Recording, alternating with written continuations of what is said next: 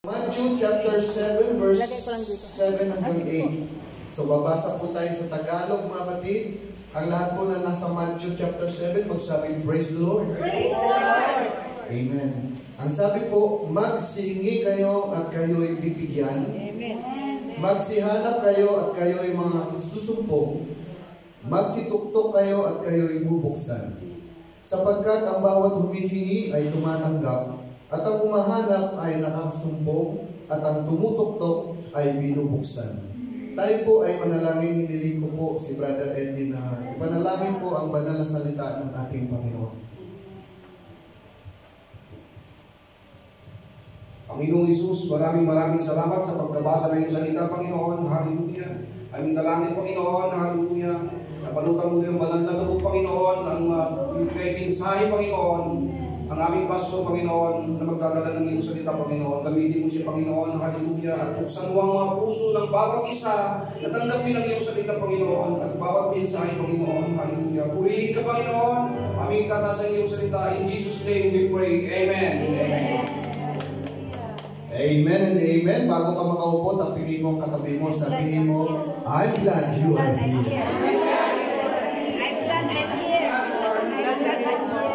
Praise the Lord. Yan naman yung bisita natin. Kaya pala sila, Jasmine. We have a visitors. Welcome, Sister Jasmine. Praise God sa English speaking. At welcome po sa lahat po ng mga kapatiran na narito. Praise God. At nandiyan na po, nagbabalikan na ang mga kapatiran po natin. At welcome at ating binabati ang ating newly baptized Sister Judy. Welcome to the Kingdom of God. God bless you. At mamaya, meron po tayo ulit na ibang-baptize. Amen. At I'm praying na mas marami pa po makalapit sa ating Panginoon. Praise God. At maibalik natin sa kaharian ng Lord. Salamat po sa mga inyong pong sacrifices. At tayo po'y nagagalak at nadagdagan po tayo ng musician. Salamat kay Brother Dominic at Sister Maricar. Amen. At sa mga kapatiran po natin lahat, hallelujah. At sa wala pong pagtatagal, baka mapati ko na naman lahat ng pangalan, mga kapatid. Ako po ay mag-iingat sa mga pangalan, baka may makalimutan tayo. Amen. Everybody say, praise the Lord! Praise the Lord! Praise God. Bigyan niyo po ako ng 20 minutes and 2 hours. Joke lang po, mga kapatid. Ang salita po ng Panginoon ay wala pong limit. Amen. Kayo po ba ay sabik sa salita ng Panginoon? Amen. Marami po ang mga galing trabaho island, sila po ay sabik na sabik. Kaya mga kapatid, samantalahin natin na mayroon pong ganitong gawain, mga kapatid, sapagkat ang presensya ng Panginoon ay laging mahito. At lalong mas malakas pagkasama-sama po tayo, mga kapatid, na nagpupuri sa ating Panginoon. Isang malakas na palakpuri sa ating Panginoon. Bibigyan ko po ng pamagat ang in the subject ang ating pong pag-aaralan na ask and it shall be given. Sabihin mo sa katabi mo, ask and it shall be given. Ask and it shall be given. Ang humingi ay bibigyan. Amen. Amen. So welcome Sister Joy. Nakita ko Sister Joy. Nakita pala sa likod. Praise God. Amen. At tayo po ay dadako na mapatid. Ang sabi po ng ating pinag-aaralan o ang salita ng Panginoon na nilagay niya sa aking puso kagabi, ask and it shall be given. You have not because you ask not. Right. Wala tayong mga kapatid na natatanggap minsan dahil hindi po tayo humihingi. Sino po ba ang tumatanggap kapag hindi naman humihingi? Mapalad na lang yung mga surprise na binibigyan po ng mga hint na hindi natin alam. Pero bago ka makahingi, kapatid, ng isang bagay o makatanggap ng isang bagay, kailangan mo munang humingi. Right. Kung meron po tayong gusto o makamit sa isang bagay sa ating buhay, kailangan po natin itong higiin.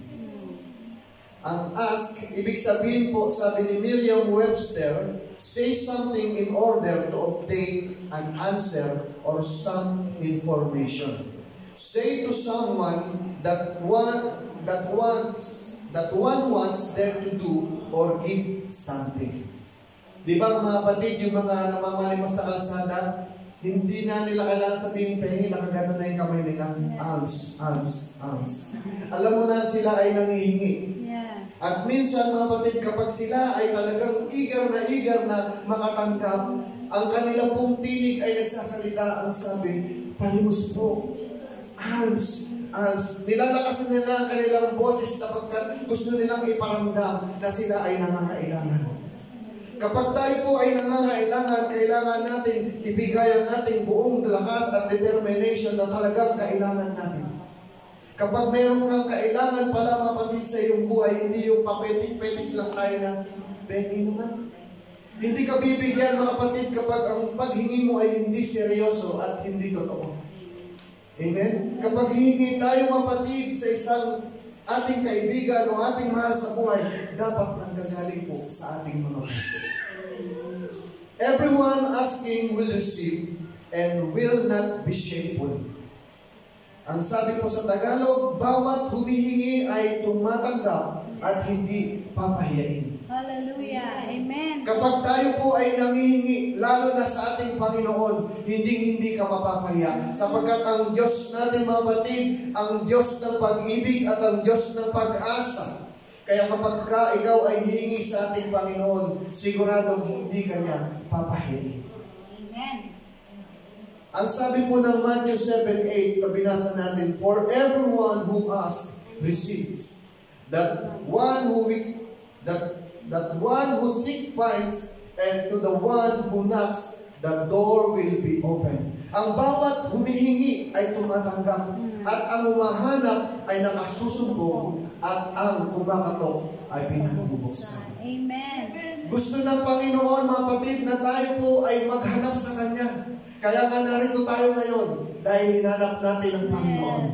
Kaya narito ka ngayon nakaupo dahil kumatok ka at pinagbuksan ka ng Panginoon. At kaya narito ka dahil humingi ka at ikaw ay tumatanggap ng pagpapala ngayon. Amen. Ask and it shall be given. God gives because He is wonderful. Yeah. Nalulugod ang Diyos na magbigay dahil Siya ay mabuti. Kaya nga kanina may awit, ang Diyos natin mabuti, ang Diyos natin dakila, ang Diyos natin tapat, di nagbabago. Hindi po nagbabago ang Panginoon mga kapatid. Siya po ay tapat mula noon, ngayon, bukas, at magpakailanman. Jesus is the same yesterday, today, and forever. Hindi po siya nagbabago mga kapatid. Lahat ng bagay mga kapatid ay galing sa ating Panginoon. Ang sabi nga ng Matthew 7:11, kung kayo nga bagamat masasama, ay marunong magbigay ng mabubuting kaloob sa inyong mga anak.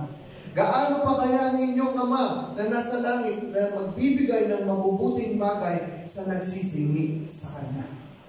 Di ba po mga kapatid, tayo na, minsan may mga tatay o mga magulang na sobrang sama. Pero kapag nanghihingi ang kanilang mga anak, nagbibigay pa sila. Amen. Gaano pa kaya ang ating Ama sa langit mga kapatid kapag ikaw ay naghingi sa Kanya? Sigurado mga kapatid, hindi Kanya pahihiyain. Sigurado hindi Kanya bibiguin mga kapatid na patuloy lang tayo magtiwala sa Kanya sapagkat sa Kanya po nanggagaling ang lahat ng bagay. Everything comes from Him. Lahat ay galing sa Diyos. Binigay sa atin na libre. Binigay niya mga kapatid na walang bayad ang oxygen, 24 hours mga kapatid, nalalanghap natin libre. Ang mga nasa hospital, mga karamdaman, ngayon sila po ay nagbabayad ng napakamahal na oxygen. Pero ikaw, ngayon malakas ka dahil binigyan ka ng Panginoon na maayos na paghinga at libre. Kaya karapat dapat kang magpuri sa Panginoon. Karapat dapat kang malagpas sa Kanya sapagkat siya ay mabuti. Hallelujah. Ang buhay natin, mga kapatid, alam nyo ba, ay kaloob ng Diyos. Ang iba, hindi na po humihinga ngayon. Nandun na po, 6 feet below the ground. Ang lakas natin, mga kapatid, ay nanggagaling sa Panginoon. Ng iba, hindi na makakayo. Naka-wheelchair na mga kapatid at umaasa na lang sa mga nurse nila upang alagaan. Pero mapalad ka, mga kapatid, palakas ka. Ang kamay mo kaya mong itaas, ang kamay mo kaya mong ipalakpak, ang iyong pilit kaya mong isigaw ang hallelujah. Wala tayong reason, mga kapatid, para hindi natin sambahin ang Diyos sapagkat siya po ay mabuti, mga kapatid. Karapat dapat siya. Kung tayo nanghihingi sa Diyos, ang Diyos nanghihingi rin ng pagsamba sa Kanya. Kaya gusto po ng Panginoon, habang malakas ka, sumamba ka sa Kanya. Habang nahihingi ka, magpuri ka sa Kanya. Habang narito ka, magsasabi ka sa Kanya ng salamat, Lord. Nakasumbong ako sa iyo, Panginoon. Nakikita ng Diyos ang kalagayan ng tao, kaya siya ay nagpasya na magkatawang tao dito sa lupa. Alam ng Panginoon na ikaw ay mapapahamak, kaya siya ay nagdesisyon, nagkatawang tao siya, mga kapatid, at pinadala niya ang kanyang bugtong na anak. Siya po ay bumaba, mga kapatid, dito sa lupa para iligtas ang mga nawawala. Amen. Marami po ang naliligaw, mga kapatid. Ngunit isa tayo doon sa naligaw minsan. Pero dahil sa kabutihan ng Panginoon, tayo kanyang nasubukan. Luke 19 verse 10, For the Son of Man came to seek and to save the lost. Save the lost. Sapagkat ang anak ng tao ay naparito upang hanapin at iligtas ang nawawala. Salamat sa Panginoon dahil nasupungan tayo, mga kapatid. Salamat sa Panginoon dahil nakaupo ka ngayon dito. Amen. Salamat sa Panginoon. Halos makikita mo lang ang mga kapatid mo. Pinanalangin natin, mga kapatid. Nandiyan na sila, mga kapatid. Hallelujah. Karapat dapat natin sambahin ang ating Panginoon. Everybody say, praise the Lord. Praise the Lord. Hinahanap ng Diyos o hinahanap ng Diyos ang mga tupa niyang nawawala o naliligaw. Minsan, mapatid na tayong naligaw sa ating buong buhay. Minsan na tayong napariwara. Marami dito, mapatid, ang nalulong sa masamang bisyo. Marami dito, mapatid, na sila ay naging sugarol, na sila ay naging lasenggo, na sila ay naging babaero, sila ay nagkaroon ng mga iba't ibang asawa, mga babae na sirang buhay. Pero dahil hinanap ka ng Panginoon, narito ka ngayon. Nasutungan ka ng Panginoon, kapatid. Kaya karapat siyang mapulihan. Luke 15 verse 4 verse 6, Aling tao sa inyo na kung mayroong 100 tupa at mawala ang isa, sa mga yaon ay hindi iiwan ang 99 sa ilang at hahanapin ang nawawala hanggang sa ito'y masumpungan. At sapagkat nasumpungan niya ang pinasan niya sa kanyang balikat na natutuwa. Ang Panginoon, mga kapatid, kapag tayo po pala ay masusumpungan niya, ipapasan niya tayo sa kanyang balikat, mga kapatid. Ang sabi sa verse 6, at pag-uwi niya sa tahanan ay titipunin niya ang kanyang mga kaibigan at ang kanyang mga kapitbahay na sasabihin sa kanila, makipagtuwa kayo sa akin, sapagkat nasumpungan ko ang aking upang nawawala. Salamat sa Panginoon dahil isa ka sa nasumpungan ng ating Panginoon. Kaya kung bakit ngayon marunong kang umawit, kaya kung ngayon bakit marunong kang tumalon, kung bakit marunong kang pumalakpak dahil nasumpungan ka ng Panginoon. Katulad po ng isang prodigal son, buhay ng aliwagang anak, mga kapatid, siya po ay kumuha ng mana sa kanyang magulang. Ang sabi niya, sawa na ako dito sa buhay ko sa tahanan ng aking ama. At ang sabi niya sa kanyang ama, Ama, ibigay mo na sa akin ang aking mana. Dahil alam niya meron siyang relasyon sa kanyang ama, meron siyang karapatan na pag-aari, hiningi niya na yung mana habang buhay pa. At dahil mahal ng kanyang ama, kanyang anak, binigay niya ang kanyang mana. At ang anak niya na matanggap ang mana, siya po ay lumabas sa kanilang tahanan, nagpakasaya, kapatid, at ginawa niya lahat ng mga bagay na hindi niya nararanasan. Tinikman niya lahat ng layaw sa mundo, hanggang sa po ay maranasan niya lahat ng kasiyahan at akala niya ang kasiyahan na yun ay panghabang buhay. Dumating ang isang araw, ang kanyang pitaka ay ubos na ang laman ng kanyang minana. At dahil siya'y gutom na, kapatid, nakakita siya ng kulungan ng baboy at nagpapakain ng tao ng baboy. At sabi niya, pwede na kong kainin. Makalampas lang ako sa aking gutom. At habang siya po ay kumakain, lumulo ang luha niya. At ang sabi niya, mabuti pa sa tahanan ng aking ama, ang mga katulong doon kumakain ng masarap. Ang mga katulong doon, mayroong magandang higaan. Ngunit ako ngayon, nakahiga ako katabi ng mga baboy na napakaginaw at napakabaho at kumakain ako kahati nila. At dahil ang Panginoon ay naghahanap, ang kanyang ama ay patuloy na naghihintay sa labas ng tahanan. Katulad ng ating Panginoon, mapatid, ay hinihintay lamang tayo, mapatid, na magbalik sa Kanya. At kapag naramdaman mo na at naranasan mo nang kailangan mo nang magbalik sa Kanya, ang ating Panginoon ay dalawang kamay na ikaw ay tatanggapin.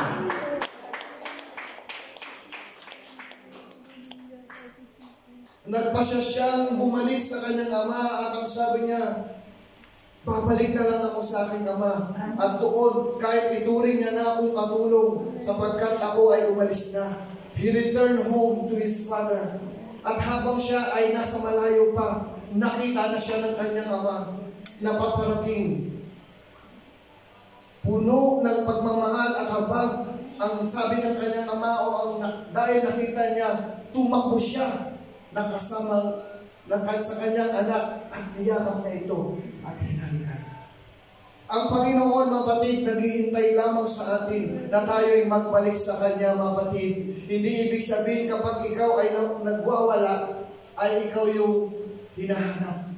Iba po yung nagwawala at nawawala. Amen. Kapag nawawala, yun po yung hinahanap. Pero yung nagwawala, kailangan nyo nang bumabalik. Katulad po ng prodigal son, siya po ay nagwawala. At hindi po siya kinuha, hinanap, hinantay po siya ng Panginoon. Ganon din po sa mga nagwawala, huwag po tayong umasa na kukunin tayo ng Panginoon. Kailangan tayo gumawa ng paraan para makabalik tayo sa Panginoon. Ang mga nawawala, ang hinahanap ng Panginoon, yung mga lost sa kanyang kingdom, ang pinupuntahan ng Panginoon at binabalik niya sa kanyang kaharian. Kapag may isang nawala at bumalik, nagsisiyahan ang mga anghel sa langit. Hallelujah. Amen. Gusto ng Lord, lumapit tayo sa Kanya, humingi tayo ng may pagpapakumbaba. Bakit po kailangan ng Lord na humingi tayo? Kasi gusto niyang maramdaman, mapatid, na meron siyang relasyon sa atin. Dahil gusto ng Panginoon na maramdaman mo na siya yung iyong Ama, siya yung ating Diyos na tinatawagan. At kapag ikaw ay tatawag sa Kanya, masaya ang Panginoon na magbibigay sa iyo. Katulad po ng isang sanggol. Alam ng sanggol, mapatid, na meron siyang magulang. Alam ng sanggol na meron magbibigay sa kanya kapag siya po ay humingi sa pamagitan ng pag-iyak. Kapag siya po ay umiiyak, alam na ng magulang na meron siyang kailangan. Yeah. Hindi magbibigay ang magulang kapag ang sanggol ay nakatahimik at nagtutupon. Yung pala, mapatid, gutom na gutom na. Kaya ang ginagawa ng mga baby, mapatid, sinisigaw nila ng buong lakas ang kanilang tinig, ang kanilang iyak upang malaman na sila ay totoong nangangailangan. Ganon din po sa Panginoon, kapag meron tayong hinihingi kailangan, ipanambitan natin, mapatid, sa pamagitan ng ating tinig, mapatid, sa pamagitan ng ating lakas na meron pong totoong panambitan. Everybody say, praise the Lord. Praise the Lord. Palakpakan natin yung Panginoon. Hallelujah. Matthew chapter 6 verse 8. Huwag nga kayong magsigaya sa kanila sapagkat talastas ng inyong Ama ang mga bagay na inyong kinakailangan bago ninyo hinihiin sa Kanya. Alam ng Panginoon, mapatid, ang ating mga kailangan maging ang iyong bilang ng buhok. Alam niyo ba? Alam ng Panginoon. Wala tayong itatago sa Panginoon sapagkat alam niya lahat ng bagay. Kahit may kailangan ka ngayon, alam niya. Pero gusto ng Panginoon, magsalita ka sa Kanya. Magsabi ka sa Kanya. Magsumbong ka sa Kanya kung ikaw ay nahihirapan. Magsabi ka ng mga bagay at manghingi ka sapagkat ang humihingi ay binibigyan. Amen. Ang paghingi ay isang pagkilos ng may relasyon. Asking is an act of having a relationship. Di ba mapatid, sa magulang at sa anak, malakas ang iyong loob o confident ka kapag humingi ka sa iyong magulang ng iyong kailangan. Dahil alam mo, meron kang karapatan. Meron kang karapatang humingi sa Kanya. Kaya nga minsan, yung mga bata, spoil. Pengi, papa, pengi, mama. Ikaw naman dahil alam mo na may confidence siya, bibigyan mo siya. Ganon din sa mga magulang, pwede din silang humingi sa kanilang mga anak. Anak, bigyan mo ko ng pagmamahal. Anak, alagaan mo ko. Dahil alam ng mga magulang, meron siyang relasyon sa kanyang anak. Katulad po ng ating Panginoon, gusto ng Lord, iparamdam mo sa Kanya na meron kang tiwala sa Kanya. Gusto ng Lord na maramdaman niya na meron kang tunay na relasyon sa Kanya. Kaya pag hihingi tayo kapatid, huwag kang mahiya sa Panginoon. Sabihin mo ng buong tapang, buong lakas ang iyong kailangan. Kung kailangan mo ng kalakasang pisikal, kalakasang espiritual, maging matapang ka humingi sa Panginoon ng buong tiwala. Amen. Kung meron kang problema, pagsubok, lakasan mo yung loob, hingin mo sa Kanya, sapagkat ang Panginoon, kapag hihingi ka, ikaw ay bibigyan. Why does God wants us to ask Him? Bakit ba gusto ng Diyos na hihingi tayo sa Kanya? Dahil gusto ng Diyos na maramdaman niya, na alam natin na may relasyon tayo sa Kanya. Na gusto niyang malaman na alam mo sa isip at puso mo na anak tayo ng Diyos. Gusto ng Panginoon na tanggapin mo siya bilang iyong magulang, spiritually. Sapagkat kapag hindi mo nararamdaman na siya yung magulang, siyempre mahiya kang manghingi.